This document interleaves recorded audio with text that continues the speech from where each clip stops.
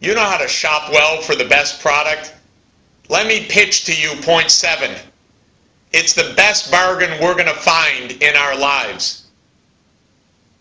The poorest of the poor are not asking for a revolution. They're patient. They're asking just to stay alive, to have a chance for their future, for their children. They've said, we don't want half your income. We don't want global capitalism to be overturned.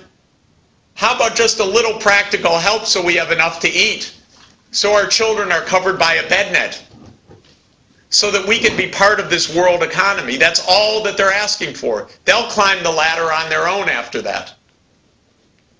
And so far we've shunned the bargain. Do you know our administration says, no, we never signed up to point 7. That's not true. Of course we signed up. President Bush was there in person in Monterrey, Mexico, 2002. Check it out on a website. The Monterrey Consensus. Paragraph 42.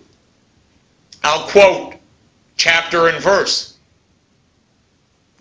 We urge developed countries that have not done so to make concrete efforts toward the target of 0.7% of gross national product as official development assistance.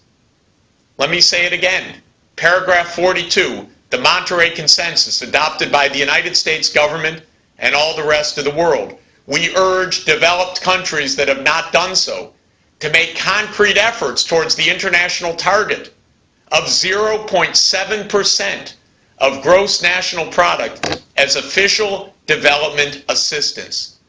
Do you know, when I got together with a group of newspaper editors last year at the time of the UN summit, and they said to me, but Professor Sachs, we've never committed to this. And I said, of course we have. No, they just talked to someone at the State Department.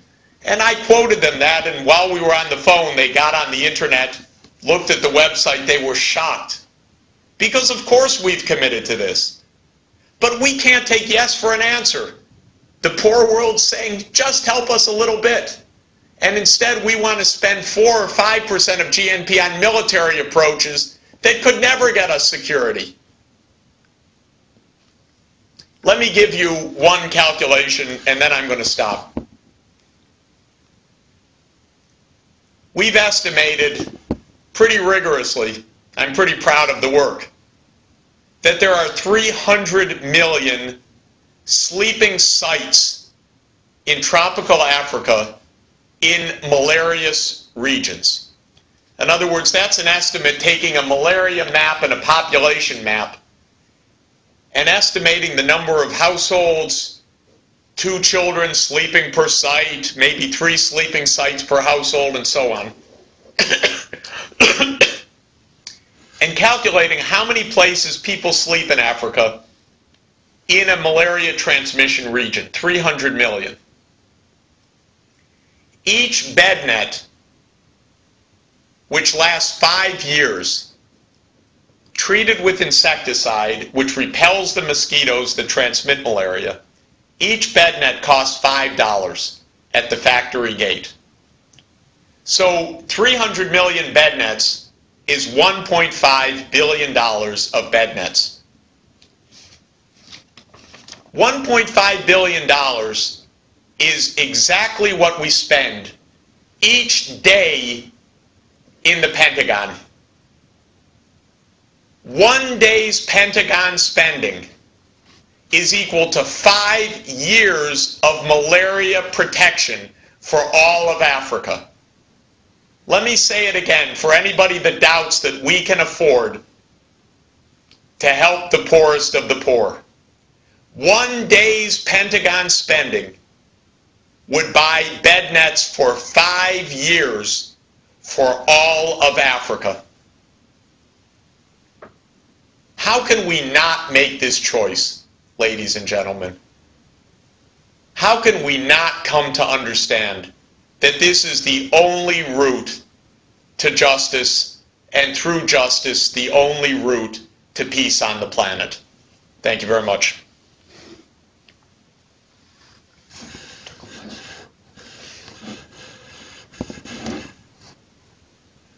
think Bob.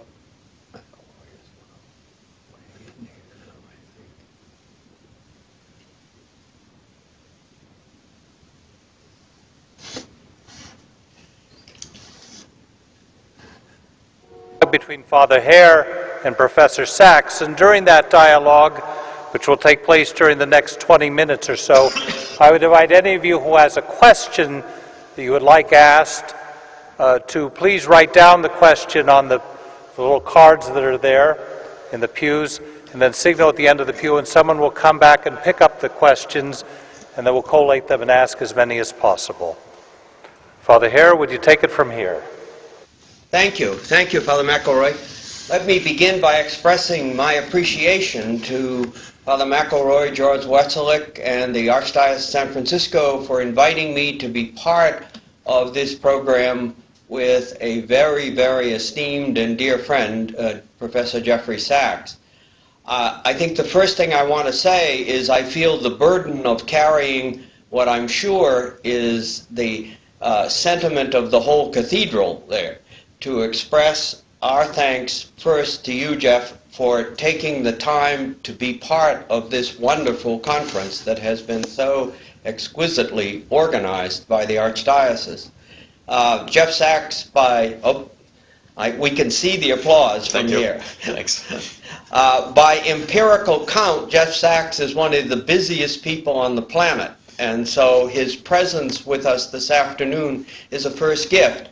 But I think a second gift is what you have just seen and heard, and that is the way that he masters the dynamics of the international global economy, and yet can reduce that complexity to specific steps that allow us to take hold of the most urgent moral problem of the day. That is to say that in a world in which each person has equal dignity, and as we express it in the Judeo-Christian heritage, each person is the imago Dei, the image of God. The urgency of the problem is to build a world that respects that fundamental affirmation. There are many resources that it takes to build that kind of world. We, of course, are convinced that the resources of faith, as Father McElroy said, are absolutely essential, particularly as faith yields hope. But in addition to faith and moral imperatives, empirical competence is an absolute necessity for a problem of this complexity. So, Jeff, we are, I think I can speak without qualification for this conference. We are deeply grateful, not only for this afternoon, but for a career that has blended what in the academic world is regarded as one of the outstanding minds of international political economy, blended it with this passionate concern for the poor, and as you cited, the option for the poor. So, having said that, let's talk a little bit more about what you have talked about already. I'd like to start with the Millennium Goals that you have been so intricately connected to, and I think more modestly stated today what your real role was far beyond that.